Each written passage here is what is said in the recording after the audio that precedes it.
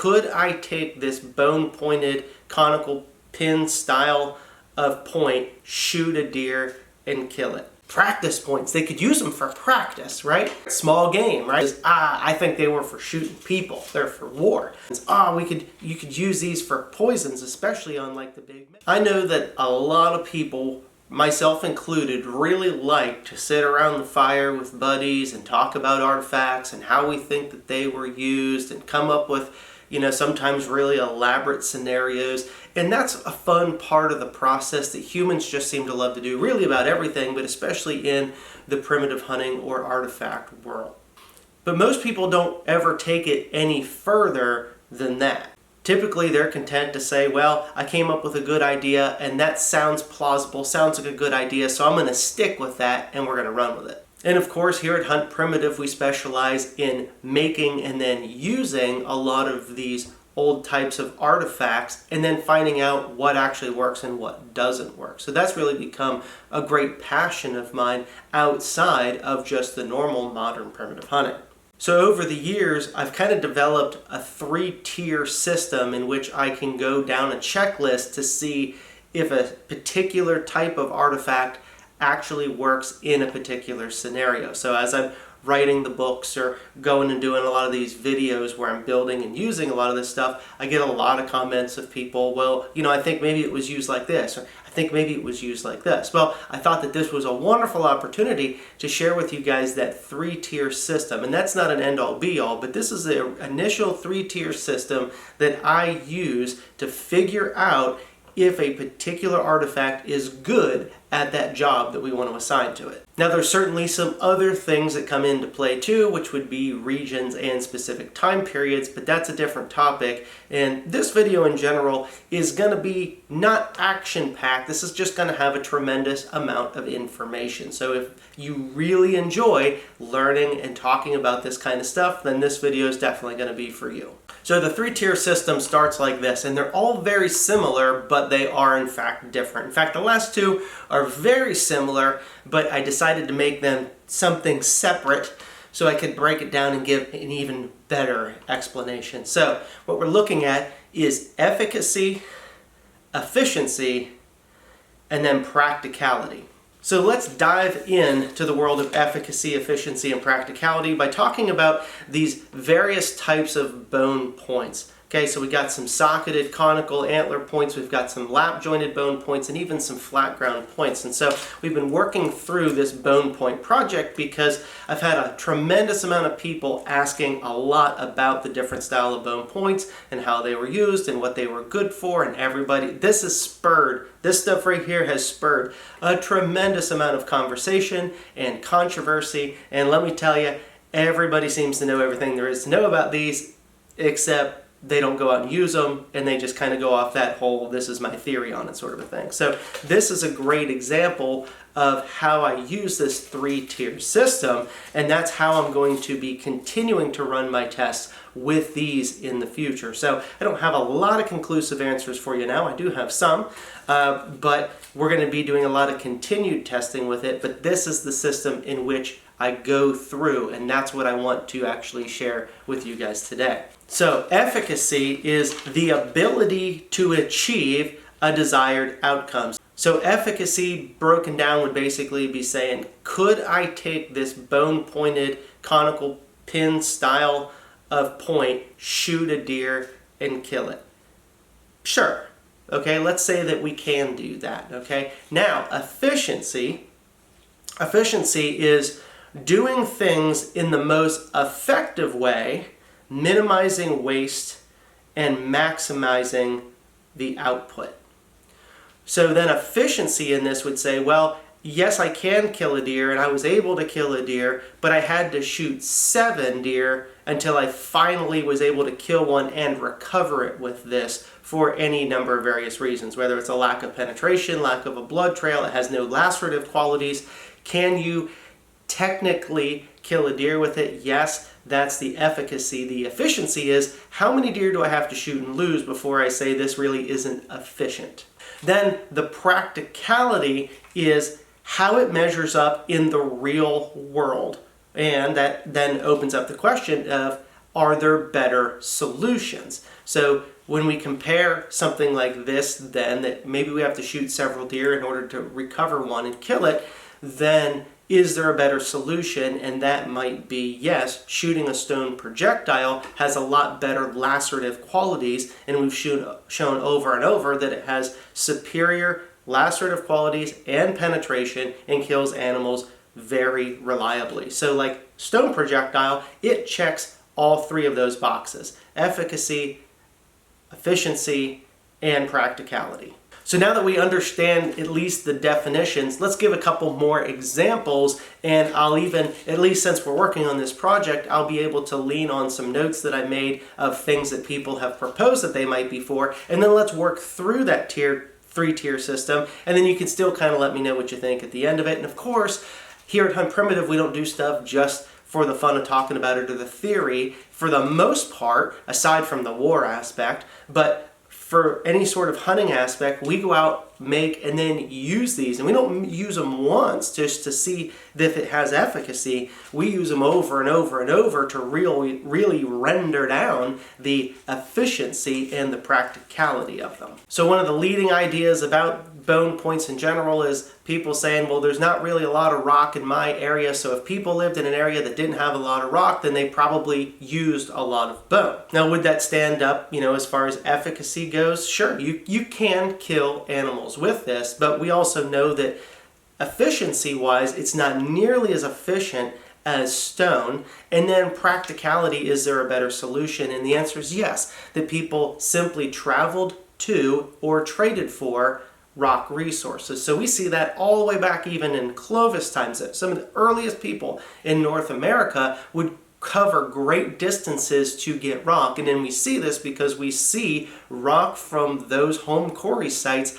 hundreds of miles away in other living sites. So they found their way, those rocks found their way all the way up into places that really have no rock resources. So pretty much everywhere has rock resources within a distance that's obtainable to go get it. Now, if you don't have a whole lot of those rock resources, you're probably going to have a lot less waste too, because you're like, well, I don't find a lot around here. Well, yeah, because the rock's not there. They had to go somewhere, spall out, make a lot of points, whatever. So you're not going to see a lot of debutage sort of artifacts in the areas without rocks, because they're not going to bring all the rocks back. They're just going to bring back the finished pieces. It's a lot easier to carry 100 arrowheads than it would be to carry 100 big rocks. You know what I'm saying? So when you think about it from a practical standpoint, is it easier to make a whole bunch of these and then shoot and lose a whole bunch of animals? Or would it be easier to travel, get a whole bunch of this one resource, maybe once a year on a yearly migration trip, and then come back, and then you have all those to use for a long time? Now, do these obviously work for some things? Yes, and we'll get into those a little bit as well today. But then at least we're starting to get a little bit of an understanding here, right? So, okay, well, there's no rock in my area, so they probably used a lot more of these than rock. And I would say maybe, and that's possible and plausible, but still unlikely, because we do see evidence of people covering great distances to go get rock because they see that it is such a valuable resource. If they're willing to go get it because it's that highly valued, you can dang sure bet that they're going to want to prefer to use rock over bone projectiles for most applications. So now if you watched one of the last tests that we did, which was the bone, antler, and ivory test, where we threw it into a bison carcass. So we went and killed the bison with Clovis point, a single Clovis point, brought that bison down in under 5 minutes. It was dead. One small Clovis point about as wide as my index finger. And it penetrated, I don't know, I think it was 14.5 inches or so. And that one brought it down in about 5 minutes. And so we had some different bone projectiles, some ivory points and antler as well that we had brought along that were in this lap jointed pin style. And the reason that we went with that is because those are the ones that are most associated with the early Clovis time that we were working with. You don't find conicals or flat grounds in Clovis time, so we specifically focused on these and modeled them after specific artifacts that were found in relative association with megafauna kill sites. Now, were they used to kill the megafauna? That's what is so controversial. And a lot of people, myself included, had speculated that these would have no resistance. Now, they don't have any lacerative qualities, but we looked at these and thought, there's going to be no resistance, so we're going to get maximum penetration with these because there's no resistance. And I think that's where a lot of people's mind go, mine included. I think stone is preferred without a doubt. However, we're just going to do a couple tests into that carcass and maybe hopefully kind of hit a rib, hit something. We want to see what they do. I kind of have no doubt that we'll penetrate all the way up to the stops here on the cane, and I think we're going to see significant penetration overall. So when we did this video, you'll see that I was talking about how we're going to get massive penetration with this, and then it was like, well, I'm about to prove myself wrong. As we threw them in, they failed to penetrate, and that's not the first time that we saw that.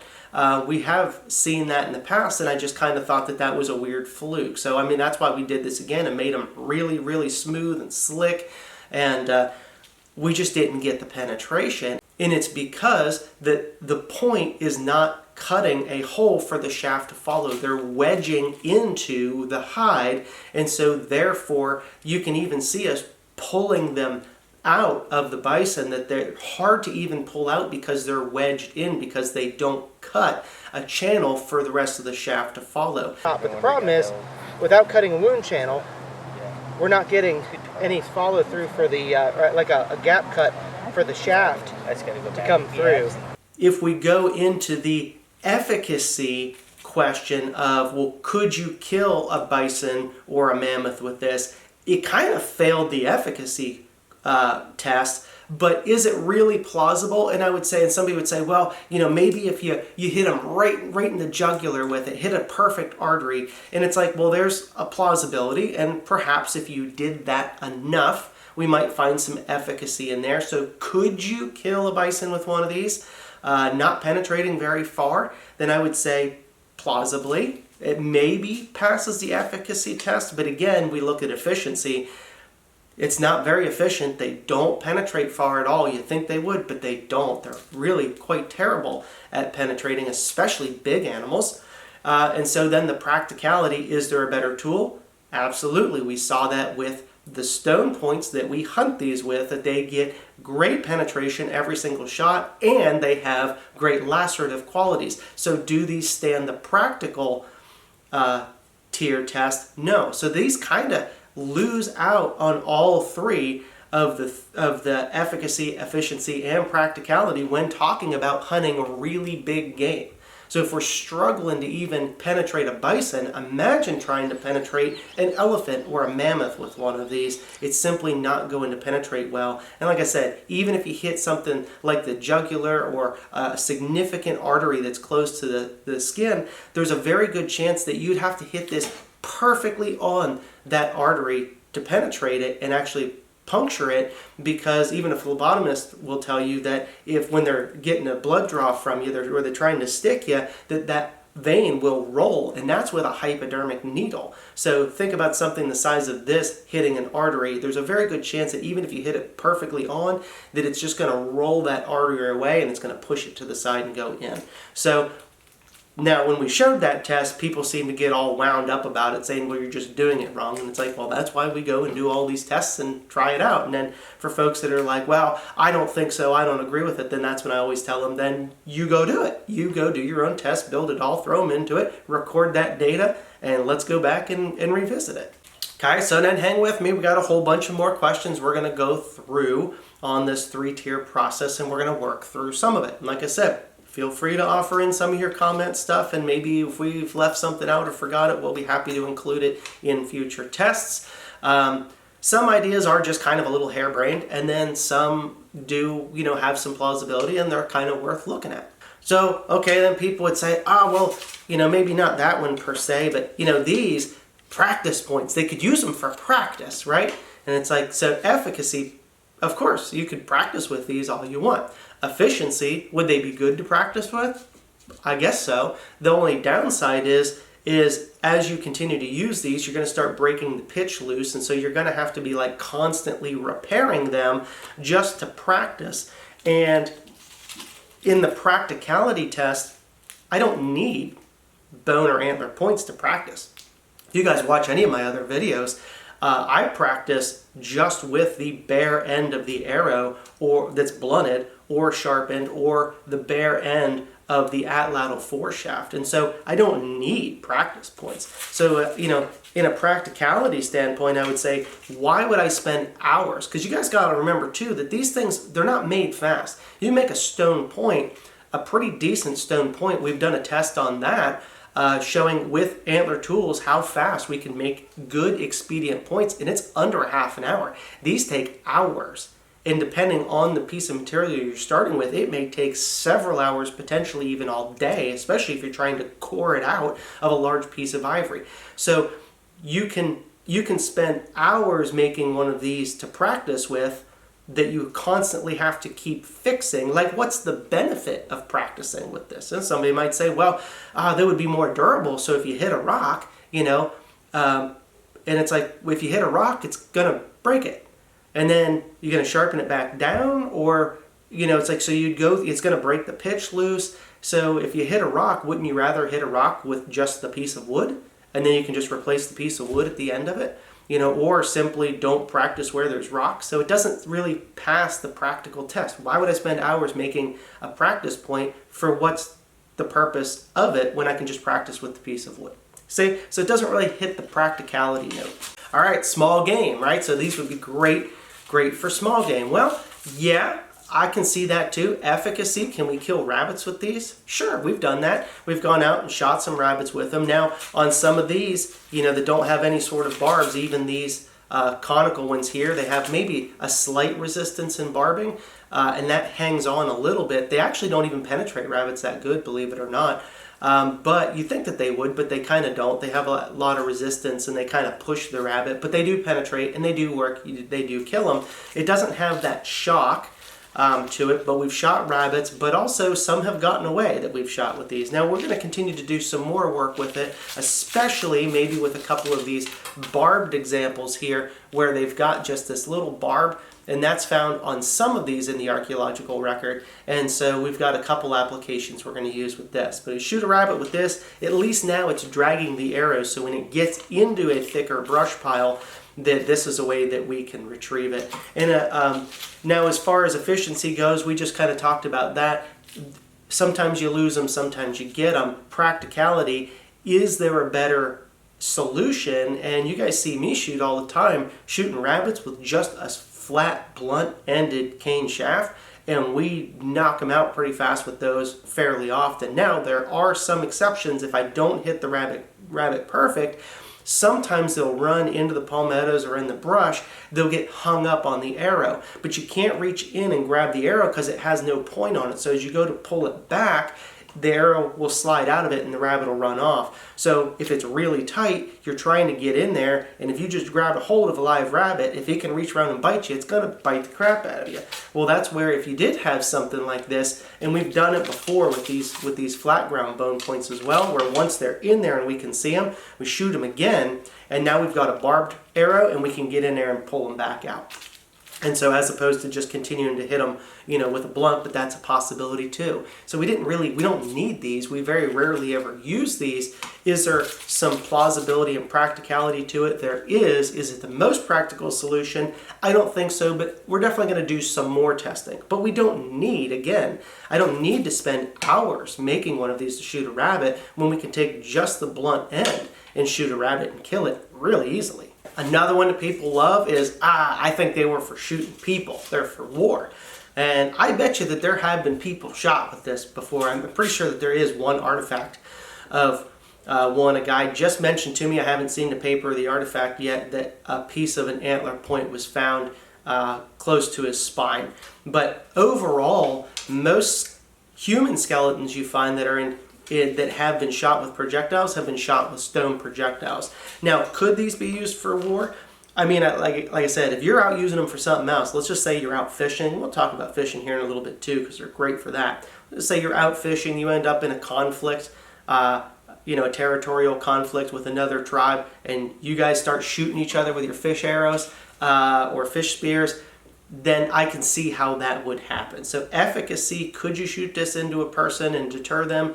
Yes. Now, somebody might say, well, maybe these would be better if you didn't like necessarily want to kill them. You were just trying to hurt them and maim them and take them out of the fight. Well, if that's the case, well, then you just use sharpened wood, because that's going to hurt plenty and it's going to penetrate a little bit. And honestly, it's probably going to take them out of the fight. But typically when people start shooting at each other, unless it's some sort of ceremonial display, and if that's the case, they're going to be using blunt-ended stuff, because they're not trying to kill the other people. If you're in a conflict and you're shooting, typically you're trying to kill the other person. That's why that there are a lot of documented cases of human skeletons being found with stone projectiles, and we'll explain that again why in a minute as we continue on. Also, there's the documented cases that Native Americans would make absolutely putrid mixtures of things, rotten meat. They'd have a snake milk its fangs into a liver, let that putrefy, add human feces to it, stir it all around, dip the stone points in it, and then shoot people, because even if you hit them in the arm or the leg and it didn't immediately kill them, then they're probably going to die from infection within a week anyway. So the goal was to kill the people. When it's time to shoot them, you're not shooting them to give them a chance to come back and fight you later, sort of a deal. So to me, I don't know about the whole idea of shooting people not to necessarily kill them. And you're like, now it's what you're thinking is, oh, maybe poisons. Well, we're going to cover that here in a minute too. But I did want to at least mention one more thing as far as it comes to war. When it comes to war, what's like the one thing, even modern times, like what's the one thing that you want a lot of if you're going to go into battle? It's ammunition. You want a lot of ammunition, right? You want to have more ammunition than anybody. Again, these take hours and hours, maybe even a day to make. This is a lot of work, scraping and grinding and drilling or cutting a lap joint, where we can take a stone point and chip it out, especially like the little Madison points, like little small pieces that would be perfect for dipping in your putrid concoction and shooting people with. Perfect. We can chip those out in like 10 minutes. Even think about something like the Cahokia mounds. I've often theorized that those mounds that are full of points are basically ammunition caches. So it's like we've always got these if we need it. If something's going to come up, we can haft them on really fast. But if somebody comes in for a raid, they're kind of safely hidden away. Now, is that the case how that works in Cahokia? I don't know. It was just a thought. It was not something that I've put through my three-tier process. But anyway, hours and hours to make one of these versus chipping out a whole bunch of stone points and using them very, very expediently. So to me, it doesn't pass the practicality test when it comes to warfare. Efficacy, can it be used? Yes. Efficiency, it would be fairly efficient outside of, is there something we can use that's better? Yes. Stone or just simply the pointed sticks. And I mean, again, have people been shot with them? Yeah, no doubt about it.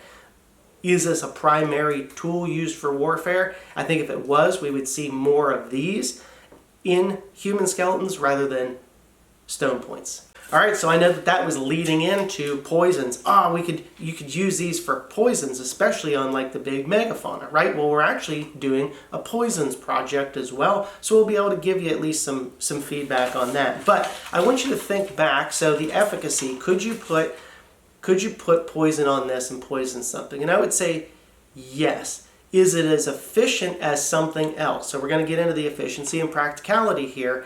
Think about back to when we speared the bison and they wedge into the hide and we had to work hard to pull them out because they were so stuck, right? Now imagine taking a poison, for a visual effect, imagine taking peanut butter and putting on this and then squeegeeing off. It would be this direction going in, but let's just say if you squeeze this around your thumb and you squeegeed to go through, you're not going to have a lot of peanut butter up here on the point. It's all going to be mounded up back here. So you're essentially, by putting poison on this, you're wiping the poison back. And tightly. It's not just like a little wipe. It's wedged in that hide. So it's tightly squeegeeing that poison back. So you're not getting a lot of poison in. Now, if you look at like the San Bushman, in Africa and they use a lot of poisons, they still use a little broadhead. And then they put the broadhead, and then behind the broadhead on the sinew wraps, that's where they put the poison at. So this way the little broadhead cuts through the animal, they get penetration. Well, you've opened up the bloodstream now. So remember, these don't really have any lacerative qualities. You're just trying to poke a hole, and they don't penetrate well. So if your poison's back here and it stops penetrating, it's not even getting in there. Or if it does, it's kind of still squeegeeing back. You have to get a lot of penetration, and we're seeing that we didn't get a lot of penetration, and that's on a bison that doesn't have nearly the thickness of the hide of a mammoth. And so it's like, can it work? Yes. Is it practical? Is there a better solution for delivering poison? And I would say absolutely. Again, stone points, small stone points, just like the saw in Bushman, even using steel points, that cuts the wound channel. The poisons are behind it, and that's how it penetrates. Now, it probably also brings up the idea that you see that there are cultures that use blowguns, and so I'm not saying it can't happen. And the way that they do that also is a lot of times they'll either have carvings on the ends of these. Maybe you can fill some of the carvings up with that poison, so this way when it does go in, and then we're talking about areas that really don't have stone, so there are other cultures, other regions that they really don't have stone. Different places in South America or the Philippines, or places like that where they're hunting with the blowgun technology. So they still find ways to kill birds and monkeys, and if you watch some of that maybe they'll, blow dart a monkey, and they say it might take 10 minutes or it might take hours for the poison to take effect. So it's just a different style of hunting. So is it plausible? Yes. Is there a better alternative for spearing a mammoth and trying to poison it? I think that there really is, and we'll get into some of that in the future. All right, now on to my favorite is fish. These work really well. We don't necessarily need the flat ground one for that, although that does work too. And there's not a ton of these. It's more of a modern application. There are a few in the Cahokia Mounds, but overall they're not very sharp. You can try to get them as sharp as you want, but they're not nearly as sharp as a stone projectile. But these work really well for fishing. You don't have to have barbs on them. We've shown many times that if you spear stuff and you can get in and with like a scooping motion, scoop the fish up out, and we've gotten a lot of fish even with no barbs. So efficacy for fish works really well.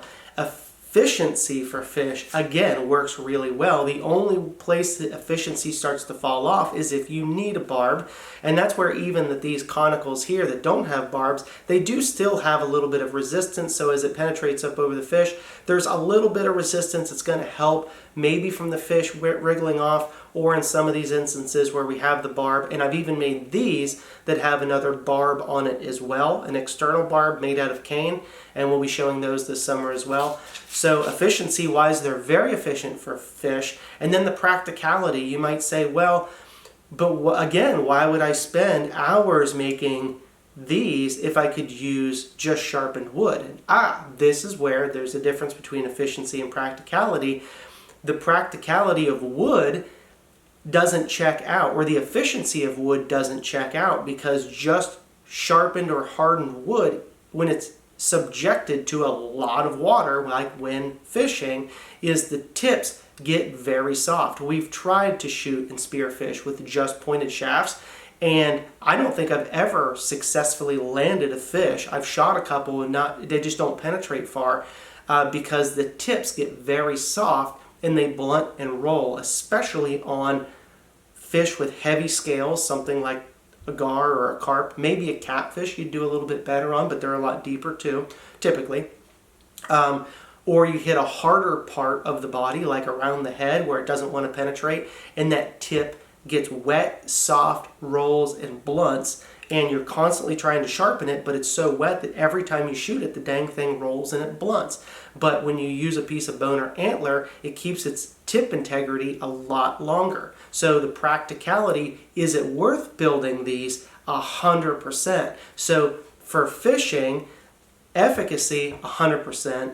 Efficiency, absolutely, especially if you add a barb. It's significantly better than even wood with a barb. And then the practicality aspect of it, yes, we need these for penetrating fish. They penetrate very well, and the tips hold up to that water abuse. So really, to me, that's what these are for primarily. Now, have anything else ever been shot with these? Maybe they're in the heat of the moment hunting, they ran out of projectiles and then they threw these because they had them too. That's a possibility. It's probably happened. Or they've been in an altercation with somebody and started having a fight and they spear a person or shoot a person with one of these. Yep, I guarantee it has happened. But I would say primarily what these are really for is fishing. That really checks off all three of those efficacy, efficiency, and practicality tiers. And I know sometimes even people have said, well, maybe they weren't even points at all. There was the idea there for a while back that maybe, some of these lap jointed ones were actually foreshafts that they would stick in the end of the cane, and then the lap jointed side, that's what you would have the point to. And it's like, efficacy, could it work? Yes. Efficiency, they're pretty terrible. The lap joints don't line up, so the point's up at an angle when you try to do that. And then also you have to dive back into like our Clovis project where we covered this in great detail, that using these as foreshafts, like as they're found in the Clovis assemblage, there's no stone drill technology in the Clovis assemblage. So they're not drilling out foreshafts. That came after Clovis. That came more early archaic or late transitional paleo. And so there's no drill artifacts suitable for drilling foreshafts. Okay, so you say, well, maybe they could make a foreshaft or drill a socket another way or use a piece of cane or whatever. So let's even say that they used a piece of cane. Why would you put a very sharp tip on the end? Because when you stick it down in the socket, it's going to poke through the inner nodal chamber wall. It's going to poke through the chamber, through the node, and it's going to take a lot of the energy out of your impact, and it's going to split your shaft. So if you were going to do that, why would you sharpen it down to a point? You just kind of leave it blunt. But again, that lap joint doesn't align well. And then also, why would you make a short little foreshaft? Why on earth would you make a short little foreshaft that impedes penetration when it hits the main shaft, for one? And why would you ever make a foreshaft when you could use a piece of wood that's a lot more expendable and a lot faster to make? So it just doesn't pass the practicality test at all, not even remotely close. That's why I am very positive that these are not foreshafts, they're projectile points. But again, I don't think that they're used for hunting big megafauna, even though some have been found at some of the megafauna sites. Now, I'm not going to tell you all the secrets in and out of that, but I've got some great explanations in the future for future videos as why a lot of these are found at megafauna sites. And it's probably not exactly what you're thinking. I do think that there is some plausibility that they were spearing the megafauna and kind of ran out of projectiles, and this is what they had left, so they threw them, because you know what? We've done that too. We've brought these along to test and say, we're going to throw the stone pointed ones at them, and then we're out of stone points. We ended up throwing these anyway, knowing that they didn't do well, because it's like, we're just trying to bring the animal down. So anyway, I got some great new projects coming up with all of this stuff in the future, okay? But at least this gives you guys something to kind of chew on. So again, remember, the 3 tiers of how we work through this is efficacy, the ability to achieve a desired outcome. Can we do it? Can we kill a deer with one of these? Sure. Efficiency, doing things in the most effective way, minimizing waste, and maximizing our output. So how many deer do we have to shoot in order to deem whether this is efficient? If we shoot 10 and recover 2, it's not very efficient. Practicality, how does it measure up in the real world, and are there better solutions? So again, if you shot 10 and recovered 2, that's a lot of time going into those hunts and you're not recovering it. It's a lot of wasted calories, a lot of wasted opportunities. Is there something that you could use that would be better, like a stone projectile? Yes. And even, possibly even a flat ground bone point would still be significantly better than just a hole poker that doesn't penetrate very good. So again, then they don't pass the practicality test. So let me know what you guys think, and I look forward to showing you guys a lot more about these bone points working through our summer projects.